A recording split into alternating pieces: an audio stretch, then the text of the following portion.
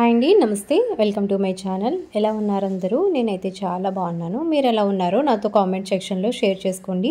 Vlog పెట్టయితే చాలా రోజులైందండి. ఇవాళైతే vlog share చేస్తున్నాను. Morning breakfast నుంచి లంచ్ వరకు ఏమేమి చేశానో ఈ వీడియోలో అయితే షేర్ చేస్తాను. వీడియోని అయితే స్కిప్ చేయకుండా ఎండింగ్ వరకు చూడండి. ఎవరికైనా వీడియో నచ్చినట్లయితే ప్లీజ్ లైక్ చేయండి. లైక్ చేయట్లేదు చాలామంది. సో మీరు లైక్ చేయడం వల్ల ఇంకా చాలామందికి నా వీడియో అనేది రీచ్ అవుతుంది. So please like. ఎవరైనా కొత్తగా ఛానల్ చూస్తుంటే ప్లీజ్ సబ్స్క్రైబ్ చేసుకోండి.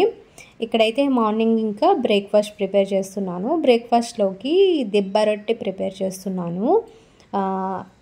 ఇది ఏదైనా మూకుడు కానీ ఏదైనా తీసుకుని ఇలా పిండి వేసేసుకుని దానిపైన ఉల్లిపాయ ముక్కలు, జీలకర్ర, కారప్పొడి ఉంటే కారప్పొడి వేసుకోవచ్చు, లేదంటే వేసుకోకపోయినా పర్లేదు. ఇంకా అదైతే గ్యాస్ మీద పెట్టేసి కొన్ని గ్రోసరీ ఫిల్లింగ్స్ ఉంటే చేసుకుంటున్నాను.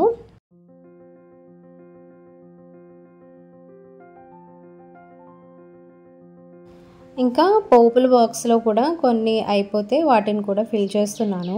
ఎవరైనా వర్కింగ్ ఉమెన్స్ ఉన్నారనుకోండి, ఇలాంటివి వీకెండ్స్లో మనం ఫిల్ చేసి పెట్టుకుంటే మార్నింగ్ హడావిడి ఉంటుంది కదా వర్క్ చేసే వాళ్ళకి ఈజీగా ఉంటుంది. ఇలాంటివన్నీ వీకెండ్స్లో చూసుకుని అన్నీ ఫిల్ చేసుకుని పెట్టుకుంటే వీక్ డేస్లో ఈజీగా అయితే వంట అనేది చేసేసుకోవచ్చు.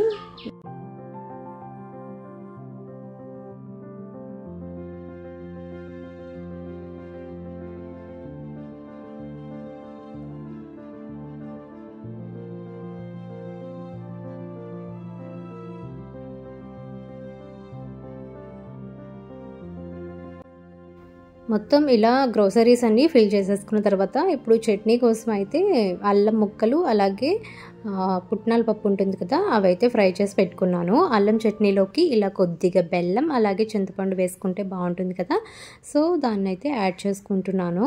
ఇవాళ అయితే అల్లం చట్నీ ప్రిపేర్ చేస్తాను. యాక్చువల్గా దిబ్బరొట్టులోకి శనగపిండి చట్నీ అయితే ఇంకా బాగుంటుంది. నాకైతే శనగపిండి చట్నీ ఇష్టం. ఇలా దిబ్బరొట్టులోకి శనగపిండి చట్నీ అయితే చాలా బాగుంటుంది. అల్లం చట్నీ కూడా బాగానే ఉంటుంది. సమ్టైమ్స్ అలా చేస్తాను, ఒక్కొక్కసారి అయితే ఇలా చేస్తాను. చాలామందికి తెలిసే ఉంటుంది కదా దిబ్బరొట్టు. పైన లేయర్ క్రిస్పీగా లోపల మెత్తగా సూపర్గా ఉంటుంది దిబ్బరొట్టు అయితే. ఇంకా దీన్ని అయితే ప్రిపేర్ చేసేసి పక్కన పెట్టేసాను. ఇంకా టీకి అయితే రెడీ చేస్తున్నాను.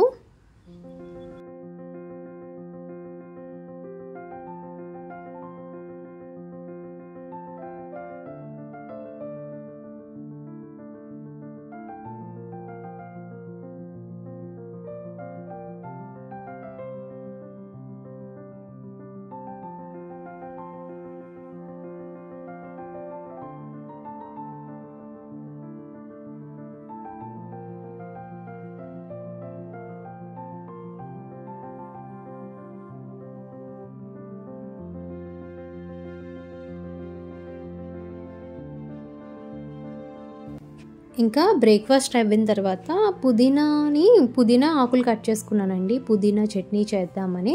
సో ఇంకా ఆ కాడలు ఉంటే ఇలా గుచ్చుతున్నాను. మన దగ్గర మట్టి అవైలబుల్గా ఉందనుకోండి, మనం పుదీనా తెచ్చుకుంటాం కదా, ఇలా కాడలు గుచ్చేసుకుంటే చాలా బాగా గ్రో అవుతుంది. చాలా బాగా వచ్చింది కూడా. ఎందుకంటే లాంగ్ బ్యాక్ అయితే నేను దీన్ని షూట్ చేశాను, చాలా రోజుల క్రితం అయితే షూట్ చేశాను. నాకు టైం లేక అయితే నేను ఎడిట్ చేసి పెట్టలేదు వీడియో. ఇప్పుడైతే పుదీనా అయితే చాలా బాగా వచ్చింది. మీకు పిక్ యాడ్ చేస్తాను, ఇక్కడ చూడండి.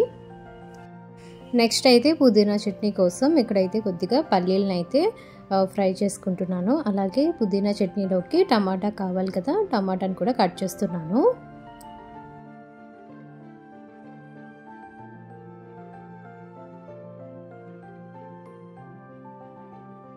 పల్లీలు కాస్త ఫ్రై అయిన తర్వాత ఇప్పుడు ఇందులోకి శనగపప్పు, మినపప్పు, జీలకర్ర, ధనియాలు వీటన్నిటిని కూడా యాడ్ చేస్తున్నాను.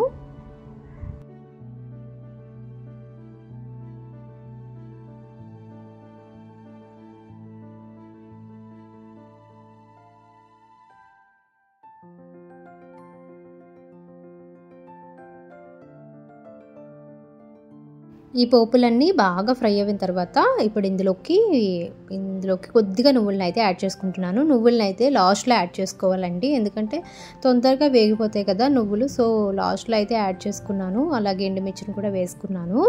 2 ఎండుమిర్చిని అయితే యాడ్ చేశానండి. మిగతావి పచ్చిమిర్చి వాడదామని ఇంకా తక్కువే ఎండుమిర్చిని యాడ్ చేశాను. వీటిని అయితే పక్కకు సెపరేట్ చేసేసాను.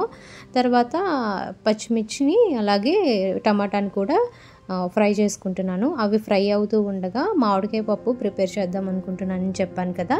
సో అందుకోసం అయితే మామిడికాయని అయితే కట్ చేస్తున్నాను.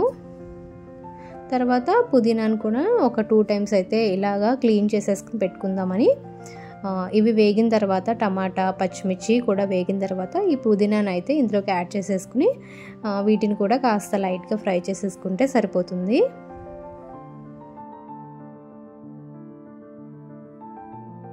మరో పక్క పప్పునైతే నానబెట్టేసుకున్నాను కదా. తర్వాత అందులోకి పచ్చిమిర్చిని అయితే యాడ్ చేసేసుకుని మామిడికాయ ముక్కలను అయితే సెపరేట్గా పెడుతున్నాను. అంటే పులుపు కదా, పప్పు అనేది సరిగ్గా ఉడకదు అని చెప్పేసి వేరొక బాక్స్లోకి ఈ మామిడికాయ ముక్కల్ని తీసి అందులో పెట్టేశాను. ఇది కూడా రెడీ అయిపోయింది, చల్లారిపోయిన తర్వాత పుదీనా మిశ్రమం అదంతా ఉంది కదా, అది మిక్సీ జార్లోకి యాడ్ చేసుకుంటున్నాను. ఇంకా పచ్చి వెల్లుల్లిపాయ రేకలను అయితే ఇందులోకి యాడ్ చేస్తున్నాను. ఇలా పచ్చట్లోకి ఇలా పచ్చివే యాడ్ చేసుకుంటే బాగుంటుందండి. తర్వాత అలాగే సాల్ట్ కూడా యాడ్ చేసేసుకుని మిక్సీ పట్టేసుకున్న తర్వాత పోపును కూడా పెట్టేస్తున్నాను పచ్చడిలోకి.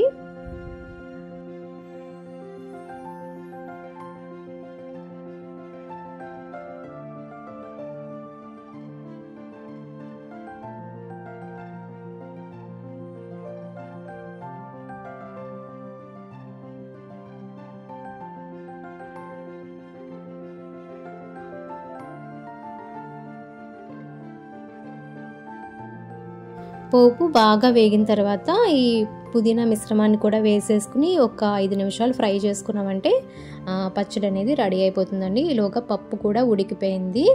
ఇంకా ఈ బాక్స్ని అయితే బయటికి తీసేసి పప్పుని కాస్త మెదిపేసుకున్న తర్వాత ఈ మామిడికాయ ముక్కలు కూడా యాడ్ చేసేసుకోవాలి. యాడ్ చేసుకున్న తర్వాత పసుపు, ఉప్పు, కారం ఇవన్నీ వేసుకుని కాస్త ఉడికించుకున్న తర్వాత పోపు పెట్టేసుకుంటే మామిడికాయ పప్పు కూడా రెడీ అయిపోతుంది.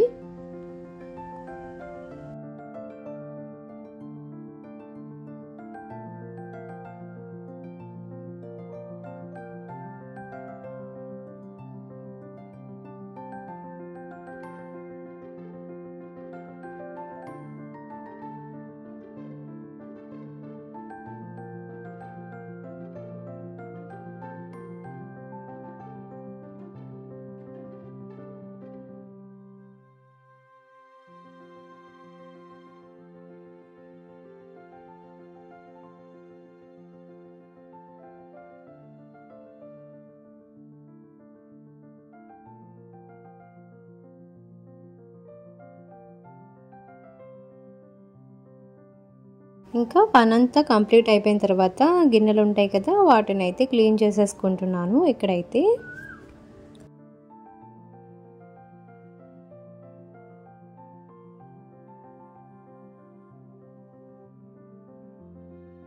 ఇంకా లంచ్ అయిపోయిన తర్వాత ఇంకా ఆఫ్టర్నూను కొద్దిగా కొబ్బరి అయితే ఉందండి ఇంట్లోని. సో దాంతో స్వీట్ చేద్దామని ప్రిపేర్ అయ్యాను. సో దానికోసం అయితే ప్రిపరేషన్ స్టార్ట్ చేస్తున్నాను. 1 కప్ కొబ్బరిని వేసుకున్నాను, 1/2 కప్ బెల్లం అయితే వేసుకున్నాను. మీకు ఎక్కువ స్వీట్నెస్ కావాలంటే 3/4 కప్ వరకు బెల్లం వేసుకోవచ్చు. నా దగ్గర ఉండే బెల్లం కొంచెం స్వీట్ ఎక్కువ ఉంటుంది కాబట్టి నేను 1/2 కప్ వరకే వేసుకున్నాను. ఇప్పుడు ఆ రెండింటిని మెత్తగా మిక్సీ పట్టేసుకున్న తర్వాత ప్యాన్ తీసుకుని అందులోకి కొద్దిగా నెయ్యిని యాడ్ చేసుకున్న తర్వాత మీకు నచ్చిన డ్రై ఫ్రూట్స్ని అయితే యాడ్ చేసుకోండి. నేను ఇక్కడైతే జీడిపప్పును అయితే ఫ్రై చేసుకున్నాను. ఇలా ఫ్రై చేసుకున్న తర్వాత ఇప్పుడు మనం మిక్సీ చేసుకున్న మిశ్రమం ఉంటుంది కదా, దాన్ని అయితే ఇలా ప్యాన్లోకి వేసేసుకుని బాగా తిప్పుకోవాలి. దగ్గర పడేంత వరకు అయితే బాగా ఫ్రై చేసుకోవాలండి. అప్పుడైతే స్వీట్ అయితే చాలా బాగుంటుంది. ఇది కొంచెం ఫ్రై అయిపోయిన తర్వాత అందులోకి కొద్దిగా శనగపిండిని కూడా యాడ్ చేసుకుంటున్నాను. శనగపిండి కూడా వేసుకుంటే చాలా బాగుంటుంది. సో అందుకని యాడ్ చేసేసుకున్న తర్వాత మొత్తం అంతా కలిసేలాగా కలిపేసుకుని బాగా ఫ్రై చేసుకోవాలండి. దగ్గర పడేంత వరకు అయితే ఫ్రై చేసుకోవాలి. వాటర్ అంతా ఎగిరిపోయిన తర్వాత కొంచెం దగ్గర పడేంత వరకు అయితే ఫ్రై చేసేసుకుంటే మనకి కొబ్బరి హల్వా అనేది రెడీ అయిపోతుంది.